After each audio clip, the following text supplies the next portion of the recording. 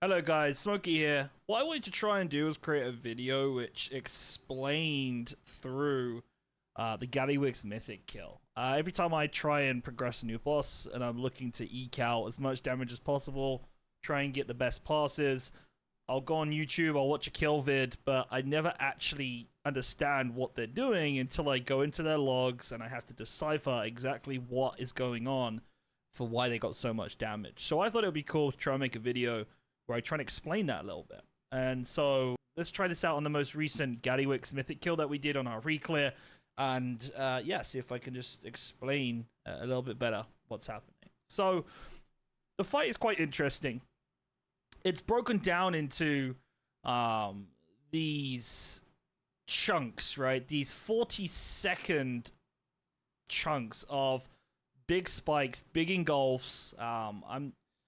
And this is where you're going to get most of your damage from the entire fight. I'm going to split it into the first half and the second half. I think there's two very clear, distinct phases of this fight. And in the first half, you're going to be doing most of your damage in these 40-second moments. Now, I'm not going to sit here and explain how to play the class entirely. That's not what this video is about. It's more about specifically this fight and what you're supposed to be doing in this fight to get damage.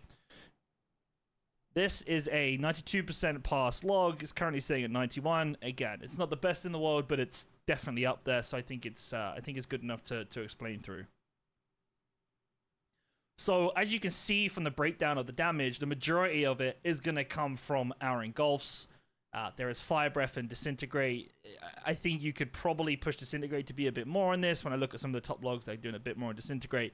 But again, making sure that we're hitting these spikes is the main thing that we want to focus on. Now, why you see these 40-second spikes in Engulf is because it lines up perfectly to where the ads are. So I'm going to watch through the kill video and I'm just going to explain where these moments in the video are. 2, 1. So as we start off, I'm just going to be hitting my Dragon Range, Shattering Star, Tip the Scales, Fire Breath, Double Engulf, Eternity Surge. I've used every cooldown I have. Now we fall into a bit of a rotation, and I'm just going to be walking around with my Disintegrates, Living Flames, casting off my Empower spells. You know, nothing crazy here. Just single target damage. Important thing to note about this, though, is your use of Hover. If you're on the Flameshaper talent tree, you'll know that you don't actually get as much mobility. So you might have to play around trying to make sure that you have all of your hovers available. You'll see at the start, I didn't hover. I actually jumped across. That's because I want to make sure I have the movement ability. Now, this is probably the most important part. You want to end the intermission, or once you take the interrupt off, and be ready to cast Fire Breath on those ads, okay? And you'll notice that I stand in a very specific position where I can capture the boss. That's lucky because the tank's put in there. All three of these mobs in the Fire Breath, and I've also got 2 engulfs ready to go. Okay, this is the important part. So I cast my Fire Breath at max rank on these 4 mobs, and I cast the Double Engulf on the Technician. It can be the Wretchmonger, it doesn't really matter who, just as long as when you're casting Engulf, it's hitting all the other ads. And you'll see that's where I shoot to the top of the damage meters. Okay? That's 40 seconds into the fight. Clean up the Technicians, or the ads, so people could do the bombs. This is kind of expected. Nothing crazy going on here. And then it's just single target rotations onto Gallywix. So I'm not worrying too much about what's going on. I'm just casting everything as and when it gets called down. But like I said before, it's built on these 40-second moments in the fight, and your engulf takes 20 seconds to recharge. So because of that fact, as soon as you've done those first 2 engulfs, you don't want to be using your engulf on cooldown. You want to be saving it until you have 2 charges. So we're now hit 1 minute 20 into the fight. I've got my 2 charges of engulf back, and we're at the exact same point where we have those ads to kill. So again, I cast my Fire Breath at max rank, Double Engulf, and as you can start to see, we're hitting about 5 mil average DPS right now, and we've got everyone else starting to fall behind, okay? So just making sure that you're hitting Fire Breath and having those 2 engulfs ready for this ad damage is the most important part, and that is actually where we see these big spikes, right? That's the first big spike. We're currently on the second big spike here of the engulf. It would be great if you had like a double jackpot proc, you know. I've only got 1 here. It is what it is. If you can, min-max it and make sure you've got double, awesome. But again, just making sure you have the 2 engulfs for this moment is the most important part. So this part is a little bit different because you don't move on to the next set of ads straight away. You actually stand here and get into a bit of a fight with the boss. But the interesting part here is that it's going to line up with your Dragon Rage, okay? Your Dragon Rage is on a 2-minute CD from the start, and 3 sets of 40 seconds lines up to your Dragon Rage 2-minute CD. Okay, so again, I'm going to be holding my engulfs. I'm not single casting engulfs. I'm stacking them until I have 2 at all times. But this time it's lining up with all of my cooldowns with Dragon Rage. So I'm waiting for that to come in. Then I Dragon Rage, tip the scales, Fire Breath, double engulf onto the boss. Now that's only a single target, right? I'm not actually getting much damage from those double engulfs. You could potentially hold one of your engulfs here. And I'll explain why in a few seconds. Because straight after this, you move across and you'll come onto all of the ads again. So this is probably the only place I'd think about, changing my strategy in this fight to maybe have a second engulf there instead of dumping it on the boss. But again, it's up to you. We still get a good pass without it. Now here, I actually had the responsibility of doing the bombs. That was my job. So I tried to keep as much uptime as I possibly could whilst also doing that responsibility. Sometimes you're gonna have to just stop your DPS though to do stuff for the guild. That is what it is. So again, getting a couple of casts off here, nothing special, not really doing much, but I'm going to try and save my engulfs again now, because the next part is quite important. At about 3 minutes, we're going to line up to this part where there is 1, 2, 3, 4, 5, 6 mobs all standing together, including the boss. And at this point, again, you're going to want to have a double engulf ready to go. I wait a couple of seconds, I'm waiting for my Fire Breath. Fire Breath is here, I'm going to max rank it. And I'm going to double engulf onto all of these mobs again. It's a shame we dragged out the Moon Technician. That was an old strat. You don't really have to do it anymore. We stuck with it because we kept failing otherwise. Otherwise, I could have eked out a bit more damage there. But again, you will look at the damage kind of change from like 4.5 mil DPS. Double engulf. Straight up to 5 mil, right? We gained 500,000 DPS over the entire fight, over the entire 3 mil fight, just from getting that engulf right.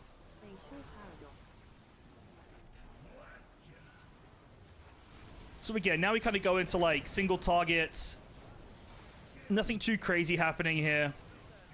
Casting Fire Breath, Eternity Surge, Shattering Star, as and when they're on cooldowns. If you can, use your Shattering Star to increase your Fire Breath, your jackpot proc for your next Fire Breath. And the next part of the fight is, again, another really, really key moment. So if we go back to the logs, we've done all of these now, right? This was the first set of ads after the interrupt at the start. Here's the second set of ads. Here was the moment where I did my Dragon Rage double engulf on the boss. I probably could have saved the engulf to use it on the ad straight after that.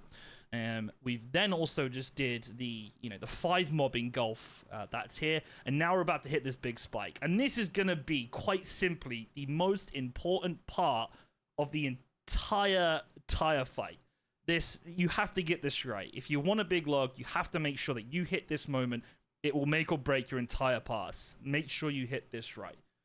You're about to come up with lots and lots of mobs. You'll probably know the situation or where it's supposed to be, and you want to have your Dragon Rage ready. You want to be able to have a max rank Fire Breath. You want to be able to have a double engulf, all of this stuff. Now, I'm at the point where I've got a double engulf here, but I know that the ads are going to be coming in the next like 10, 15, 20 seconds, so I don't even risk consuming the engulf. I just hold on to all of my cooldowns right now. I don't want to overshoot it. It's not worth it. I need to make sure I hit the double engulf on the ads that are coming up in the next moment. If you're a bit faster with your engulfs and you don't hold on to them at all, you could probably get an extra engulf out here. Again, I didn't. I'm going to play it safe and make sure I have everything. So the ads are about to spawn. I've got Dragon Rage coming down in like 2 seconds. Fire Breath in 2 seconds. Tip the scale in 3 seconds. This is the most important part of everything. I also hit a pressing roar, so all of the stuns. This is just a team thing, or something that Guild wanted me to do. I hit a pressing roar. I hit my Dragon Rage. I hit my tip the scales into my Fire Breath. Double engulf. and boom. That is that big stack of damage on, I think it's what, let's say 10 mobs. You need to hit that, okay? I chuck a couple of pyres in there because that's going to be the most damage. I try and catch an interrupt on the sentry, and that is pretty much it. Now I'm going to go back there because I liked seeing this on the replay. We're like, what, 4 minutes into the fight, right? And my average DPS is 4.4 mil, okay? I've actually only done about 1.1 billion damage as well. Watch what happens as soon as I hit this Dragon Rage and the double engulf. Okay, I go up to 5.14, let's say 5.2 mil average DPS. To actually get that much of an increase that late into a fight is so significant. And I'll tell you why, because go back and then actually look at the damage I was on before and after this, right? 1.1 bill damage. Or just under. 1.17, 1.24, 1.3. You get like a 200 million DPS, right? That's like 25 or 20% of the damage I've already done in the entire fight in that single moment, right? That lump is worth 20% of this whole entire section. That is why it's so crucial to make sure that you hit this moment correctly. Okay, now is what I would call the second half of the fight. And the second half of the fight is a little bit slower DPS, right?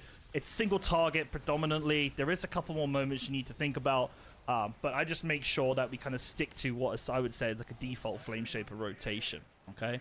So I'm in Dragon Rage right now, obviously off the back of what I had before. I'll cast Eternity Surge when it's on cooldown and I have no jackpot procs. I'll cast Shattering Star when I can. Gives me a second jackpot proc, and whenever I use my Fire Breath before an engulf, I will max rank it. Okay? I don't think there's anything too crazy about this fight. One thing I do want to call out is this back area of the room I think is a lot easier to control than anywhere towards the front. You're also out of range when he does the move where you need to get some distance. So if you can be at the back, I would recommend it. The Devastation Evoker range is really, really interesting here. Where I'm standing, which is in this like back row, but towards the front, you still have the range to hit the boss. Well, I did where I was anyway. If I start walking to the back, I will not have the range to hit the boss. So you can stand right up to this electric line, obviously don't stand on it, and still be getting DPS on the boss. This was a reclear. We had some new people in our team doing this reclear with us, and for some reason we weren't spread out properly. So I actually got this whole entire backspace to play with. You'll see me kind of jump between these two areas, but this made it really nice and relaxed. You'll see me hold on to my double engulf. Again, I probably don't need to. I probably could have used this a little bit earlier. I'm at a point now where I'm about to cast my Fire Breath. Unfortunately, I can't max rank it because I've got all these floor swirlies hitting off. I'll take it away. I'll hit an engulf. I even saved the second engulf because my Fire Breath could have potentially, dropped off. But because I didn't max rank it, I've still got a couple seconds left. We hold on to it anyway. You notice that your Dragon Rage is going to come down again. I'm not going to recommend you hold on to your Dragon Rage. You might be able to. I just into a habit of always casting it in the 2-minute periods when it's there. You might even be at a point now where you do so much damage on the boss where you skip what I would consider the next big moment in the fight for DPS, which is going to be this back marker here. Some people will probably kill the boss before you even get to this. Okay. Like I said, this is at what, 7 minutes, 7.5 minutes. If you want to save your Dragon Rage from 6 minutes to 7.5 minutes, be my guest. I just dumped it. So I got Dragon Rage coming up. I've got 2 engulfs ready to go. I'm basically just holding it for that to get as much single target damage as I can. But as you can see from the logs I was showing you, there's not actually much damage coming out here. So I've got everything on cooldown right now, right? Every single one of my moves is ready to go. Dragon Rage, Shattering Star, Tip the Scales, Fire Breath, Engulf, into my Eternity Surge, and yeah, we're good. Now, I actually had another responsibility here. If you're the only Evoker, you are very likely to have the same responsibility, and that is taking yourself over to rescue whoever is depositing the bomb in the next section. So I actually took myself over there slowly and before the final soak. happens. All right. So I'm starting to move over here. Now, my damage at this point is not the most relevant thing, okay? Making sure that I capture this person with the bomb is the most crucial part of the fight. So I'm not even DPSing right now. I might chuck the odd living flame, all good. I'm waiting. Make sure I capture him, and I move across. So it's okay to like take some time out. Like I'm not even doing damage right now. Okay, I start doing disintegrates again. I had bomb responsibilities. I've got to rescue the guy. You can still get a good pass even if you've got things to do. Now, the last part of the fight, this is the last big moment to get that massive damage, and it's that massive lump at the end, okay? This is where it's coming up, and I know it's coming up, and so I'm holding on to my engulfs now specifically. It's basically another set of those 10 ads, okay? Like I said, if you wanted to hold your dragon range for this, I can see that being cool, but I don't think it's necessary.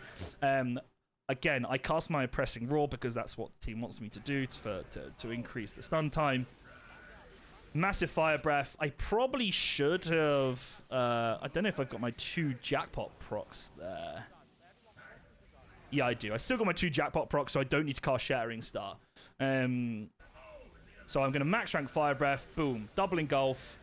And again, that takes my damage from 3.9 over 4 mil for the whole fight, making sure we hit that. That's the second biggest moment in the entire fight to hit those engulfs properly. So make sure you have that if you reach this stage. You can see the bot is only 3% now. You may not need it. I've got an interrupt to catch on the sentry. Otherwise, we're kind of at the end of the fight now. Damage boss, damage mobs, do what you need to do. We're sitting at 4.1. Sentry's dead and boss is dead. So yeah, that's the entire fight really. I think it's pretty trivial where we're gonna get the damage from. Like I said, these moments in the during the fight, it's kind of broken down into these 40-second periods. So making sure that you have your double engulfs at these moments with your Fire Breath max ranked, obviously, is the most important part. Just focus on that. Hitting Fire Breath, double engulf in each of these 40-second periods, and you should be able to get yourself a relatively decent log throughout the fight. Otherwise, you know, it's just casual damage throughout the whole thing. I wouldn't worry too much about this stuff if you're hitting your disintegrates right. If you're doing living flames, it's all just pastime, you know. It's all just things and fillers to fill the gaps. This is the most important moment, and so is this. So yeah, just focus on that, and you should be able to get yourself a relatively decent log. I'm going to show you my talent tree build just because I might even put it in the chat. In the description of the video below, just so you can see it. But I think it's pretty default. I just use Archon, to be honest with you. I grab what I can from there, and then I adapt it for whatever my team needs. For example, Time Spiral, the rescue I needed this time, and others will likely too. But that's it. That's how you get yourself a good log in Mythic Gallywix. Thanks for watching.